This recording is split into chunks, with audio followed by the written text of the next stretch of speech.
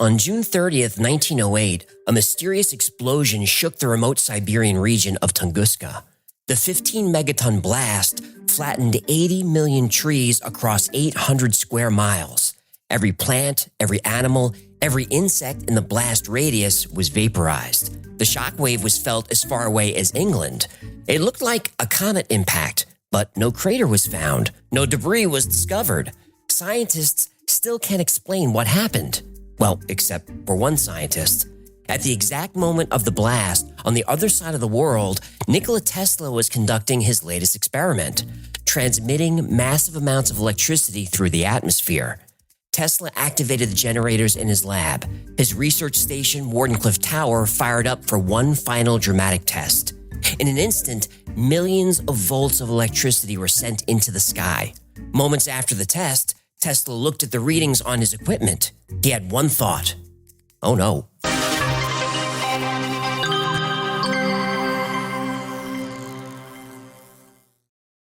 Inventor, visionary, mad scientist. Nikola Tesla was known for his groundbreaking ideas that shaped the world of science and technology. Alternating current, which is the most efficient way of transmitting electricity long distances, the AC of AC-DC, that's Tesla.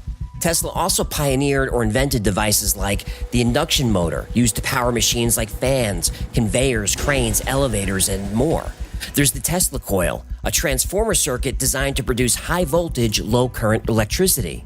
He invented a radio-controlled boat, the first RC vehicle ever. He also invented wireless power. Yeah, I know that doesn't exist. Or does it? Well, more on that later. One of his inventions remained shrouded in mystery and controversy, a weapon of unimaginable power. He called it the Tesla gun, but it became known by a more colorful and ominous name, the Tesla Death Ray.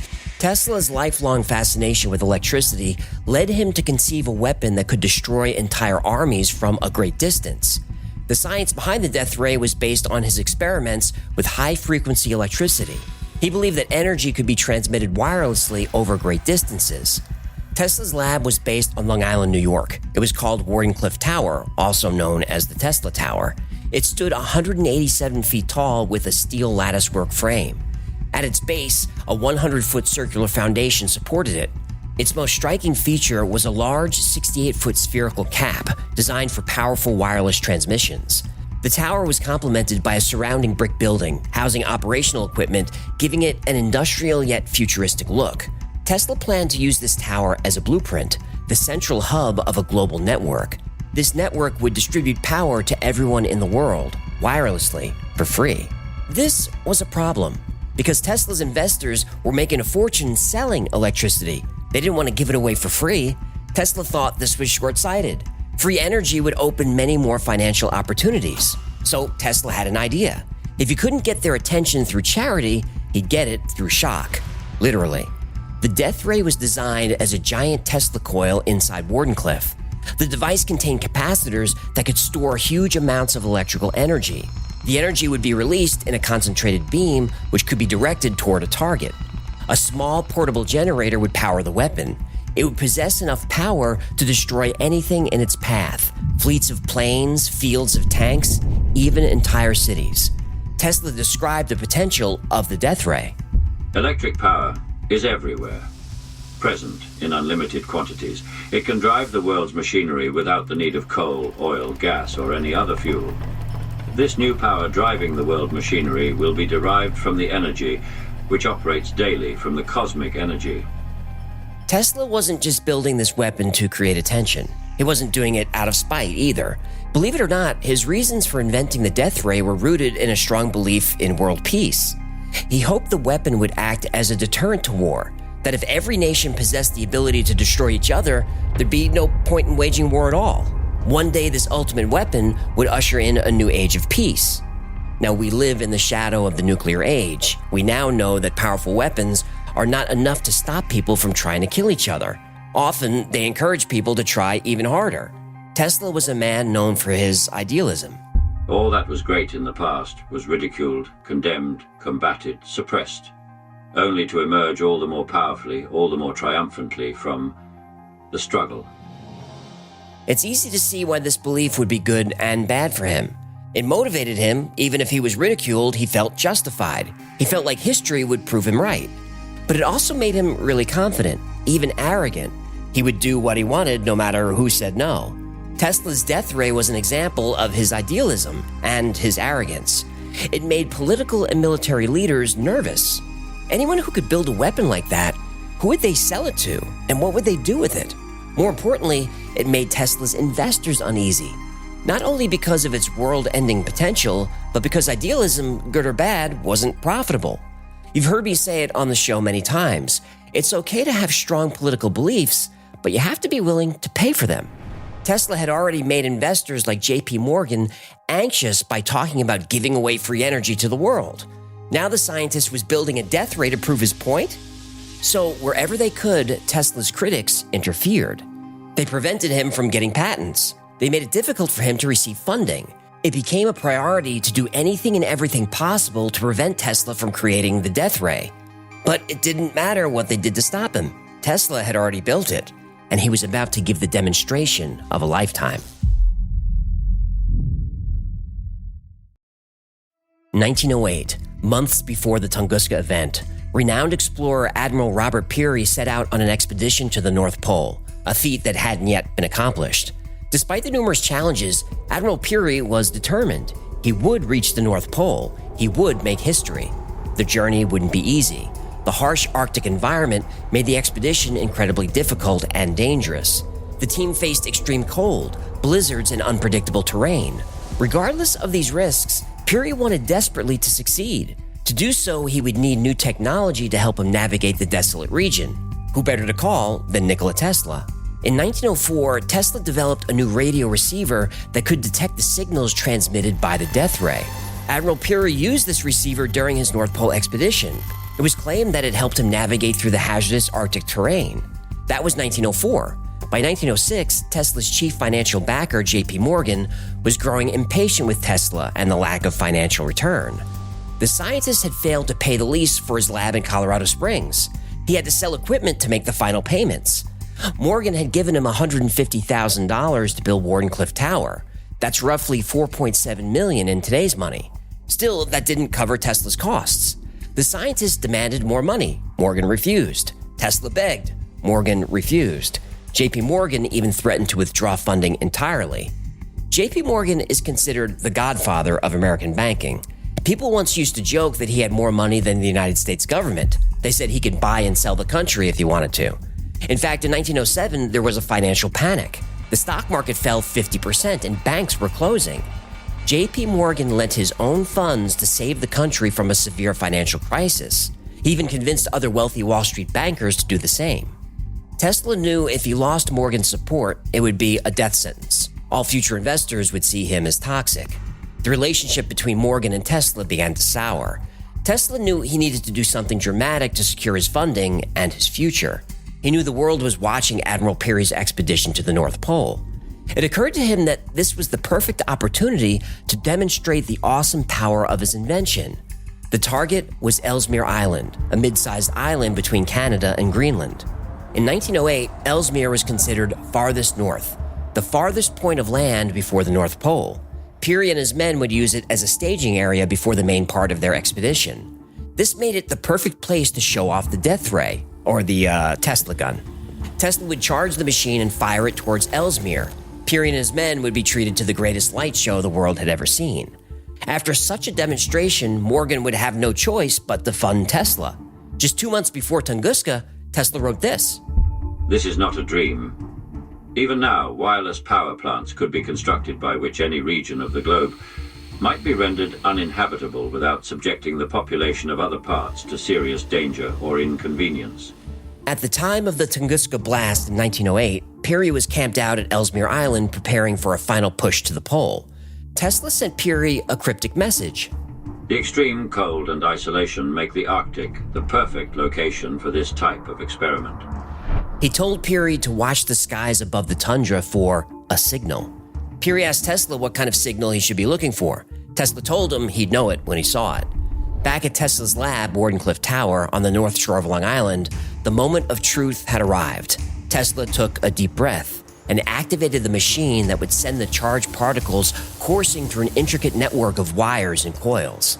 At first, the tower generated a low hum, but the sound grew louder and louder until it was a deafening roar. Once the machine was fully charged, a beam of light brighter than the sun shot out of Wardenclyffe Tower and sliced through the air. For 10 or 15 seconds, vast amounts of energy poured into the atmosphere. Then it stopped. Darkness followed. The only sound was the crackling of static from the residual electricity created by the machine. Tesla felt an intense rush of exhilaration. The machine worked. He knew his funding would be guaranteed. He could continue his work. His excitement would last only a few moments. He looked at the readings on his death ray machine. It had worked. It had worked too well. He knew what the machine was capable of, but he was careful. He calibrated it to deliver a bolt of electricity to light up the sky, not cause physical damage. At some point, the machine overcharged. Rather than a dazzling light show, the device fired a beam of pure energy, 1,000 times more powerful than an atomic bomb. This immense power caused the energy beam to overshoot its target. It didn't light up the sky above Ellesmere, it made landfall somewhere in Russia. Tesla knew this machine could be destructive, and he was about to find out what that really meant. I woke up to the sound of the earth trembling beneath my feet. I could hear the trees outside my cabin being ripped from the ground and crashing down all around me. At first, I thought it was an earthquake, but the air was filled with the sound of explosions and gunfire. Something dark and terrible was happening outside. As I stumbled out of my cabin and into the forest, I could see the sky lighting up with a fiery orange glow. It was like the sun had risen in the middle of the night, and the air was thick with the smell of smoke and burning wood. Suddenly there was a blinding flash that illuminated the entire forest, and the sound of a deafening boom that shook me to my core. I fell to the ground, my ears ringing with the force of the explosion, and struggled to regain my bearings. The trees around me were torn from the ground, and I could hear the sound of splintering wood and snapping branches. The ground shook so violently that I thought it might open up and swallow me whole. I could feel the shockwave from the blast tearing through the forest.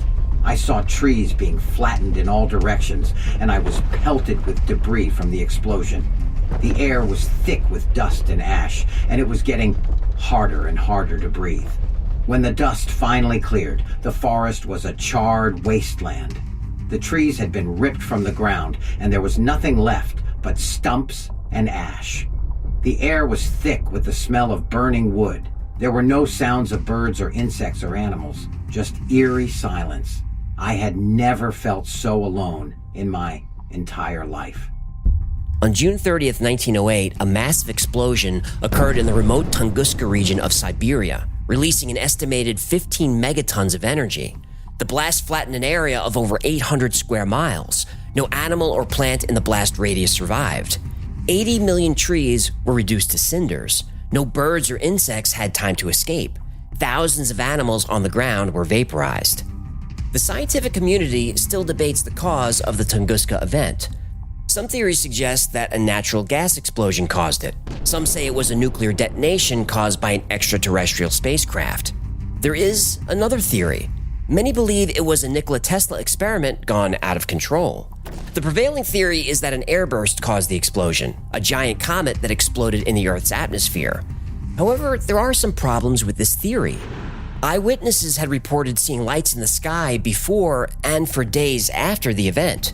Meteors don't do this. Even as far away as England, the sky was lit up. Newspapers were flooded with reports of night turning into day. One reporter said he could read a book at night using nothing but the strange light in the sky. Eyewitnesses also reported the ground shaking like an earthquake for a long time before the impact. One witness said it was powerful enough to reduce a skyscraper to rubble. The seismic activity was enough to knock people off their feet, and the effects were felt all over Europe, as far away as the UK. A meteor airburst would look like a streak of light or fire and then a mid-air explosion. This would last only a few seconds. But reports say a wide beam of light was in the sky for much longer than that.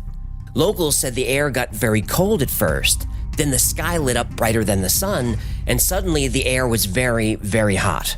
Also, there's no meteor crater or traces of meteorite in the area. And if you draw a line from Tesla's lab in New York to Ellesmere Island and continue that line, you end up in Siberia, very close to, if not the exact point of impact. Another problem with the meteor theory: the explosion happened at an altitude of 4 or 5 miles. That's much lower than most meteor airbursts. Luckily, the impact zone happened in Siberia, one of the most remote places on Earth. If the Tunguska Event were to occur over a major city, it would be bad. The explosion would generate a massive shockwave that would rip through the city like a tornado. Buildings, roads, all infrastructure would be destroyed. The shockwave would be followed by a searing fireball that would incinerate everything. Nothing would be left behind but smoldering ash.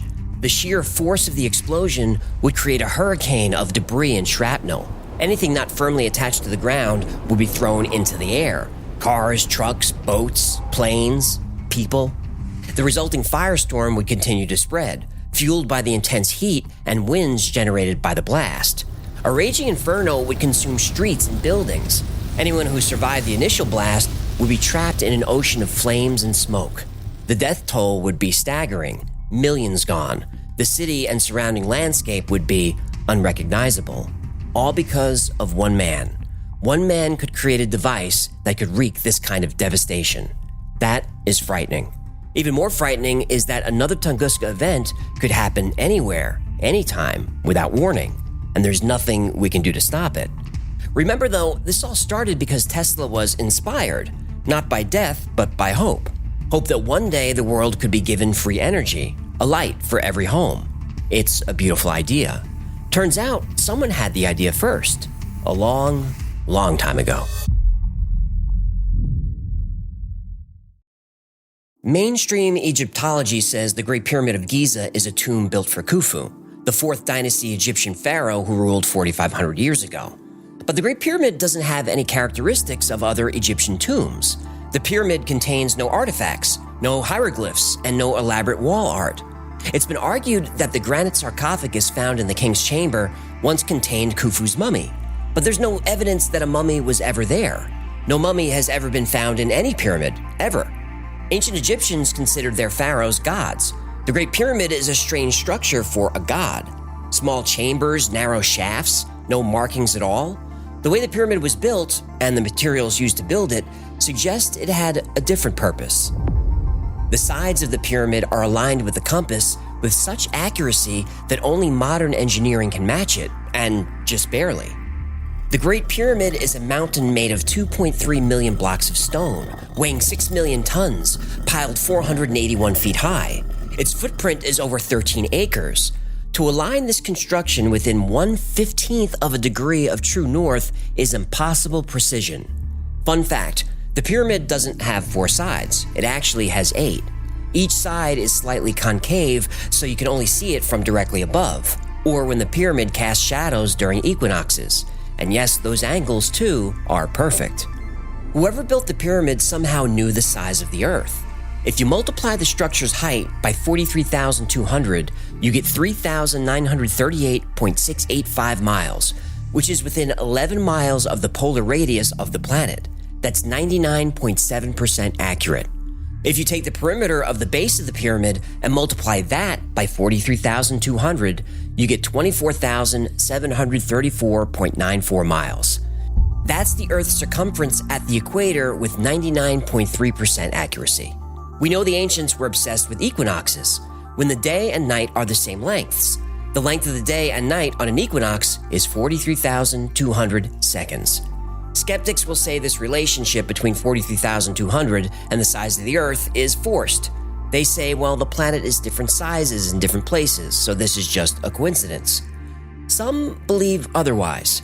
Based on the pyramid's measurements and the materials used to build it, some think it was more than a tomb. Some think it was a resonator, a power plant.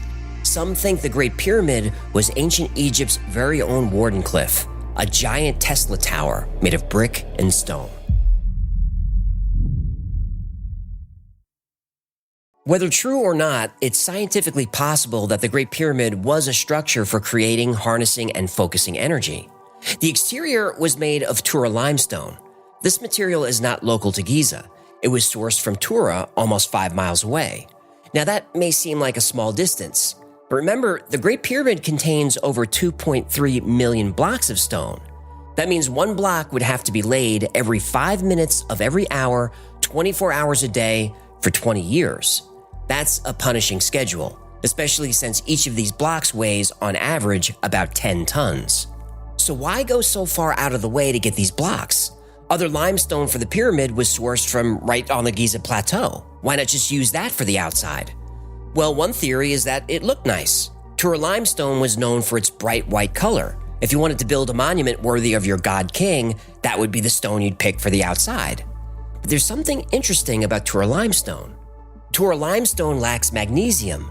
This makes it an excellent insulator. Ordinary limestone can carry an electrical current. Tura limestone can't. So you have a beautiful building whose outside is excellent for insulating against electricity. Could be a coincidence, right? Well, let's talk about the inside of the Great Pyramid. The interior chambers were built with a rare type of granite called rose granite. This granite was brought from Aswan, which is 500 miles away from the construction site. That's the length of the entire state of Florida. This granite has a high concentration of silicon dioxide, also known as quartz. When quartz is compressed or even just moved, it creates a charge called piezoelectricity. That literally means electricity generated by pressure. One face of the quartz will have a positive charge, the other will have a negative charge. Connect the two faces, you have an electrical circuit. Because of this property, quartz is used in all kinds of modern devices like watches, clocks, TVs, GPS units, and on and on. To charge a watch that uses quartz, all you have to do is shake it. If you've ever used a barbecue lighter, the voltage is created by a quartz crystal. The king and queen's chambers were built with granite that is 85% quartz. The tunnels and passageways are also lined with quartz-rich granite. If pressure was applied to all this granite, it would generate a tremendous amount of electricity, turning the pyramid into a giant power plant. The idea that the Great Pyramid was a power plant is not new. It was first proposed in the 1970s, and it was, and is, considered a fringe theory.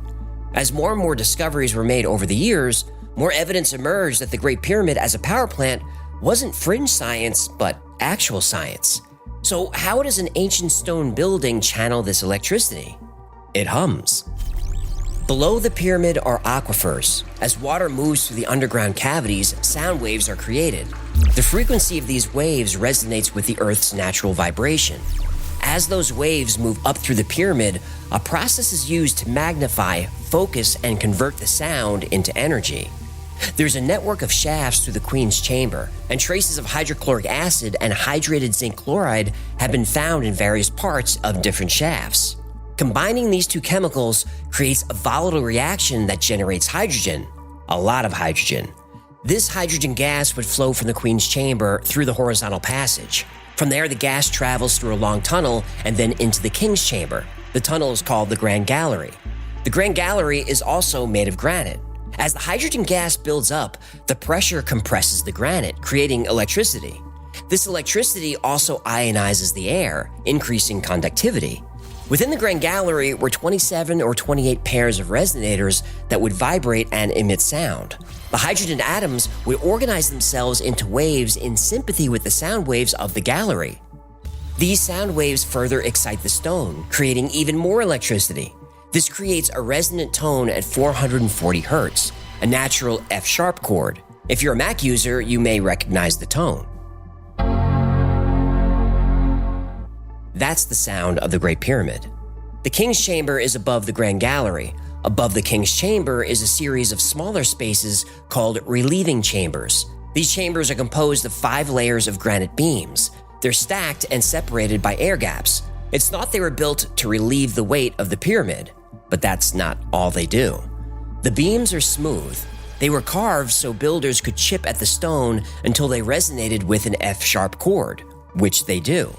The King's Chamber is what's known as a Helmholtz resonator. When you blow air across the top of a bottle and create sound, that's a Helmholtz resonator. Change the volume of liquid in the bottle or change the volume of stone within the chamber, you change the pitch. The Great Pyramid of Giza is a giant musical instrument. Some skeptics reluctantly agree that the Great Pyramid has musical properties, but for skeptics to consider the pyramid as a power plant, They would need evidence to show that a giant stone pyramid would respond to electromagnetic energy. There was no evidence of that until 2018. In 2018, scientists used radio waves at different frequencies to see if the Great Pyramid would interact with electromagnetic waves of a resonant length. Their experiments proved that, in a resonant state, the pyramid can concentrate electromagnetic energy in the internal chambers under its base. Resonance in the pyramid can be induced by radio waves with lengths ranging from 200 to 600 meters. The closer to 200 meters, the more dramatic the effect. A year after the experiment, in 2019, Eric Wilson published a paper called A Large-Scale Thermal Acoustic Generator. The paper describes how electrons will migrate through rock and up to the surface when granite and other rocks are vibrated. By combining science and music, the builders of the pyramids created a power-generating machine tuned to the natural harmonic of the Earth's vibration that primarily comes from the tidal energy created by the moon's gravity. This technology, created thousands of years ago, could generate unlimited clean energy. But how did they get the energy out? Well, that brings us back to Tesla. His Wardenclyffe Tower was built on top of an aquifer, with copper and iron rods extending into the water. When electricity was sent into the tower, it was to be transmitted around the world through the ionosphere. The pyramid is also built on an aquifer, and copper pipes and iron rods have recently been discovered there. If the capstone was made of gold, the energy concentrated inside the pyramid would have been drawn to the top and transmitted to the atmosphere. Tesla's wireless power distribution system used the resonance of the Earth, just like the pyramid. And just like the pyramid, the energy generated by Tesla's tower would be unlimited, clean, and virtually free for everyone on the planet. All he needed was some money to get started. One small problem: his main financier was J.P. Morgan. J.P. Morgan used to beat people with his cane if they took a photo of him. He is a villain. He is literally on every game of Monopoly. The Monopoly Man was based on J.P. Morgan. J.P. Morgan didn't like the idea of free energy. He didn't like the idea of free anything. At the time, Morgan owned copper mines all over the world. His factories generated miles of copper wire used to conduct electricity. He owned rubber farms and factories. They made insulation for the wire. He owned steel companies and factories that built generators. He owned timber mills that made telegraph and electricity poles. He owned coal mines that fueled power plants. He owned 24 railroads. They carried all the materials all his other businesses made all over the country. This was an empire built to create and sell energy. J.P. Morgan had no interest in helping to dismantle his empire. When Tesla came to him with the idea of creating free energy, Morgan considered Tesla's proposal. J.P. Morgan responded by financing Thomas Edison and Marconi, Tesla's direct competitors. What's more, not only did J.P. Morgan refuse any further investment, but he also put out the word to everyone in the wealthy investor class that Tesla should be avoided. From that point on, Tesla was essentially blacklisted. By 1915, Tesla had accumulated so much debt that the bank foreclosed on the Wardenclyffe property. The tower was demolished in 1917 and sold for scrap. The project was never completed. Tesla was a brilliant scientist, but he was a terrible businessman. He didn't play the game like Edison did. That's why Edison and Marconi became millionaires, and Nikola Tesla died broke. Tesla's most famous weapon was his death ray, also known as the Tesla gun. It was a weapon rumored to be capable of destroying entire armies with a single shot.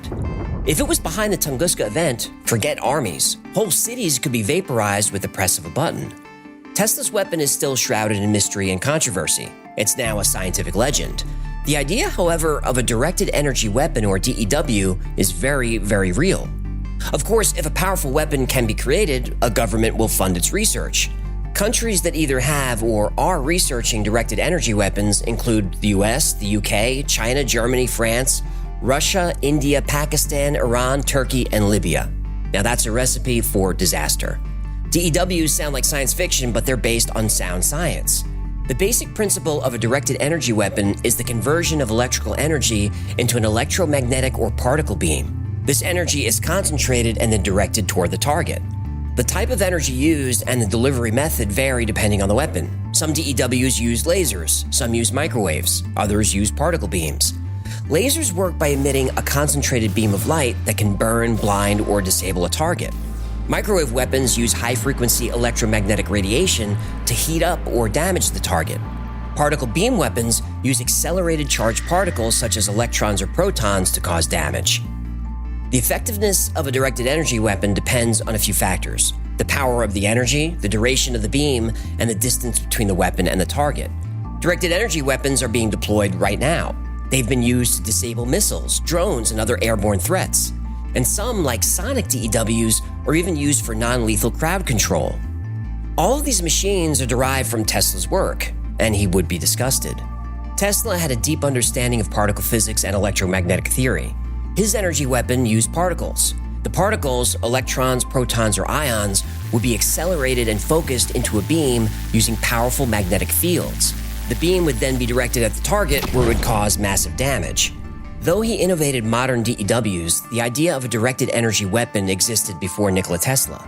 There's the legend of Archimedes using a series of mirrors to set fire to the Roman fleet as they invaded Syracuse. This has supposedly been disproven, though there are debates around the subject. That said, if anyone had the vision and skill to create one of the first successful DEWs, it was Nikola Tesla. Though no one officially saw it in use, Tesla claimed his prototype worked. Tesla himself fueled this speculation. He wrote several letters to the New York Times explaining the potential of his invention. As to projecting wave energy to any particular region of the globe, this can be done by my devices. The spot at which the desired effect is to be produced can be calculated very closely, assuming the accepted terrestrial measurements to be correct.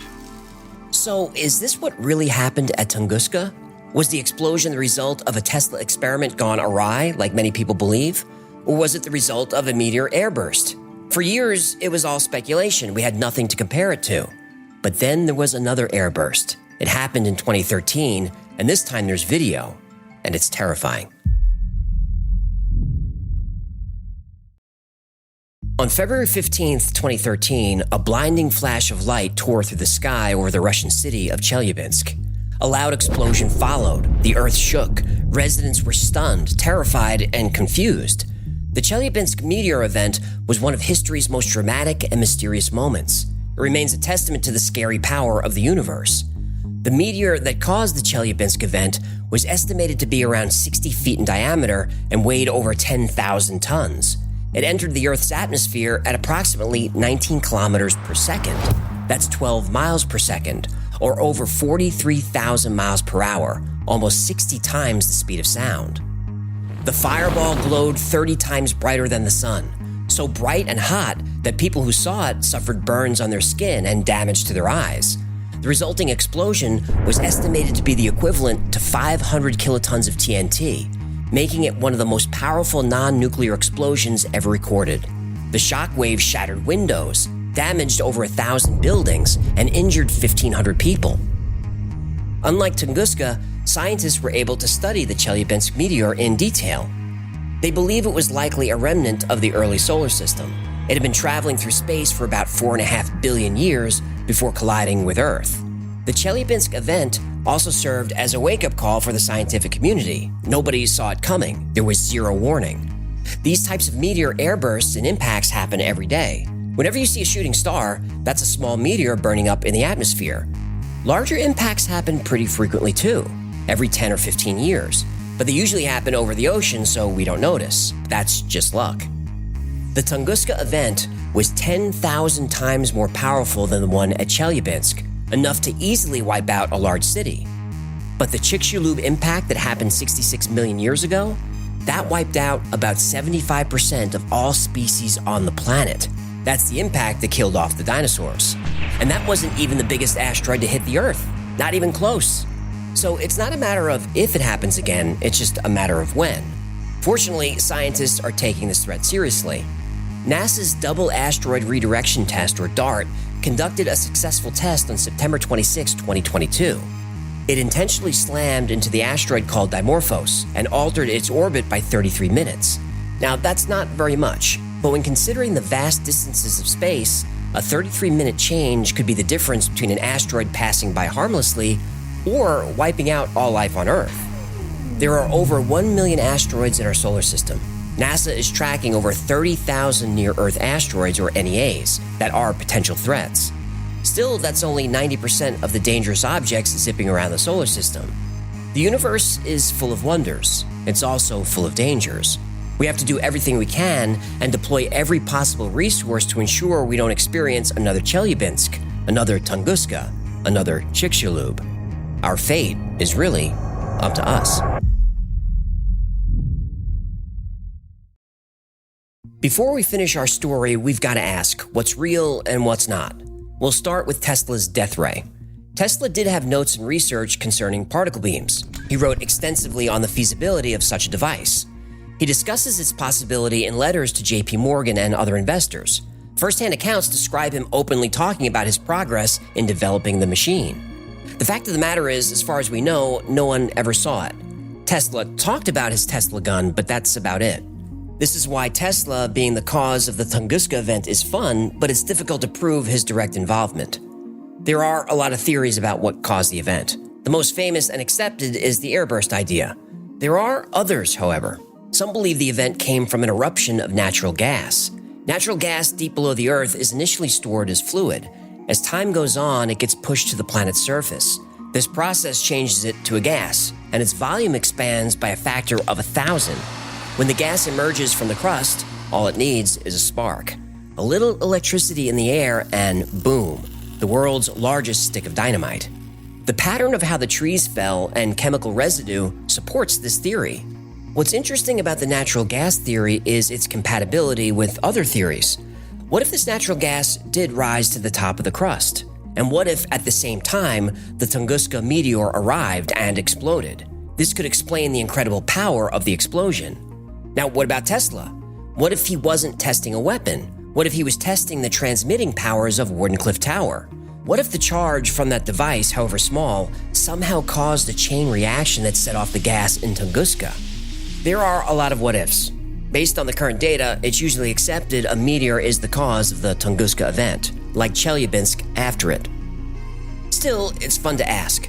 How about the Great Pyramid then? Was it really an ancient power plant?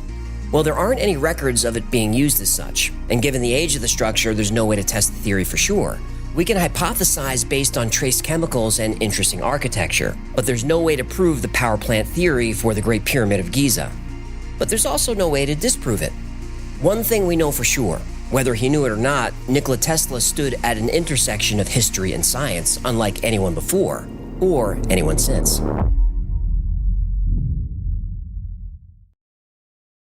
The story of the Tunguska event, the Tesla death ray, the Great Pyramid of Giza, Chelyabinsk, and the potential connection between all of them is the story of the power of the human imagination. It's a story of the endless possibilities of science and technology. While the theory that the death ray caused the explosion remains unproven, the story serves as a reminder, a warning of the potential that scientific discovery and technological innovation have to change the world. The legacy of Nikola Tesla is not just his inventions, but his vision for the future. Tesla was a forward thinker who believed science and technology were the keys to a brighter and better world. He once said, "We crave for new sensations, but soon become indifferent to them. The wonders of yesterday are today common occurrences." That's certainly true. Look at smartphones. These devices are marvels of engineering. They're packed with advanced sensors, processors, and software that allow us to communicate, to entertain, to learn about ourselves in ways that were unimaginable just a few decades ago. Yet, despite their incredible capabilities, we treat them as if they were as mundane as a toaster or a vacuum cleaner. The same applies to many other innovations, from self-driving cars and drones to virtual reality and artificial intelligence. We've become so accustomed to these technologies' incredible power and potential that we sometimes forget how amazing they truly are. When Tesla said the wonders of yesterday are today common occurrences, he wasn't scolding us. That was a dream that he had. That technology, specifically his technology, would be available to everyone, everywhere in the world. Tesla was to modern science what Aristotle was to ancient philosophy. He saw a way to combine the ideal and the real. He believed it was possible to find an unbelievable future in the reality of today. All you needed was the right brain, the right tools, and the right attitude. His vision for the future was that science and technology would improve the human condition. He saw a world where energy was abundant and cheap, where people could communicate instantly across vast distances, where machines could do the work that humans once had to do by hand. He believed these advancements could lead to a better and more prosperous world, and he was right. 70% of every product we touch can be traced back to Tesla, including 100% of products that use electricity. His ideas continue to inspire. Electric cars, solar power, and wireless communication all owe a debt to Tesla. So why don't more people know about him? Well, let's take a little detour before we close our story. Tesla died in 1943. His estate was supposed to go to his nephew, Sava Kozanovic, who would become the Yugoslav ambassador to the United States. Sava found that by the time he got to his uncle's room in the Hotel New Yorker, Tesla's body had already been removed. It appeared someone had already gone through his possessions. Technical papers and a black notebook were missing. Sava knew his uncle kept this notebook nearby. It had hundreds of pages of sensitive material, now lost. P.E. Foxworth, assistant director of the New York FBI office, was called in to investigate. Foxworth said the government was vitally interested in preserving Tesla's papers. And you can always trust the FBI. 2 days after Tesla's death, all his possessions were seized. The FBI called in Dr. John G. Trump to analyze the Tesla papers. Yes, that Trump. Dr. Trump was Donald's uncle. Dr. Trump was an electrical engineer with the National Defense Research Committee of the Office of Scientific Research and Development. He was a credible scientist. After a 3-day investigation, Dr. Trump concluded that in his last 15 years, Tesla's thoughts and efforts were mainly theoretical. His statements were more philosophical and somewhat promotional, focused on power production and wireless transmission. However, his ideas lacked fresh, reliable, and practical principles or methods to achieve results. So that may sound like a bit of a letdown, but that's okay. The documents were science fiction, nothing of significance. So that meant Tesla's nephew could be given his estate right away, right? Wrong. It wasn't until 1952 that a U.S. court declared Kozanovic the rightful heir. All of Tesla's files and other materials were sent to Belgrade, Serbia, where they now reside in the Nikola Tesla Museum. One catch: the FBI recorded 80 trunks among Tesla's effects. Only 60 arrived in Belgrade. So where are the other 20 trunks? Maybe they condensed them down. Maybe the FBI felt like helping out Sava with a little house cleaning. Maybe it was a coincidence that the military incorporated particle beam weaponry in the years following World War II. Just after the war, copies of Tesla's papers on particle beam weapons were sent to Patterson Air Force Base in Dayton, Ohio. An operation codenamed Project Nick was well-funded and placed under the command of Brigadier General L.C. Craigie. Its objective? Test the feasibility of Tesla's concept. Craigie was the first person to fly a jet for the military. He said, and I quote, "There's something to this. The particle beam is real." Allegedly, the project was discontinued and the experiments were never published. The copies of Tesla's papers also disappeared. In 1958, the Defense Advanced Research Projects Agency, known as DARPA, initiated a top-secret project, codenamed Seesaw. Headquartered at Lawrence Livermore Laboratory, the goal was to develop an underground particle beam network. This network could be used to defend the United States against incoming ballistic missiles. The 10-year-long project was allegedly abandoned. It would be too expensive to implement. However, 30 years later, Ronald Reagan proposed the Strategic Defense Initiative, or SDI. It was commonly known as the Star Wars program. Officially announced in 1983, SDI was a series of programs designed to intercept possible missile attacks. Everything from ground-based missiles to space lasers were considered viable parts of the defense grid. The program was consistently criticized for being outlandish from a technological standpoint and provocative from a political one. Star Wars effectively collapsed in 1993 during the Clinton administration, but parts of it do still survive today under the Missile Defense Agency. So in some way, a part of Tesla's legacy lives on in the national defense of the United States. This may explain why some of the files related to the late inventor are still classified.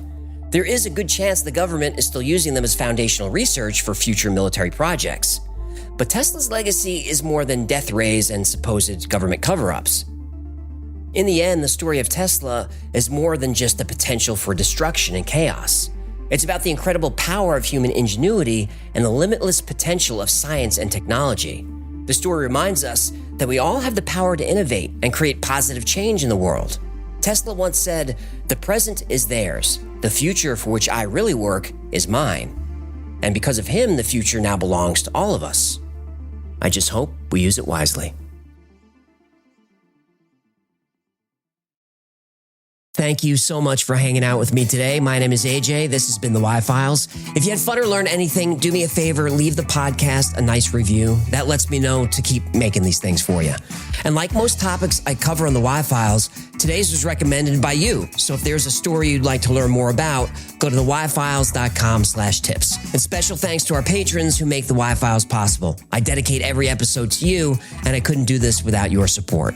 So if you'd like to support the Y-Files, consider becoming a member on Patreon. For as little as $3 a month, you get all kinds of perks. You get early access to videos without commercials. You get first dibs on products like the Hecklefish Talking Plushie. You get special access on Discord. And you get 2 private live streams every week just for you. Plus, you help keep the Y-Files alive. Another great way to support is grab something from the Y-Files store. Go to shop.theyfiles.com, and we've got mugs and t-shirts and all the typical merch, but I'll make you 2 promises. 1, our merch is way more fun than anyone else, and 2, I keep the prices much lower than other creators. And if you've followed the Y-Files for a while, you know it's important to me to keep the cost to you as low as possible. All right, those are the plugs, and that's the show. Until next time, be safe, be kind, and know that you are appreciated.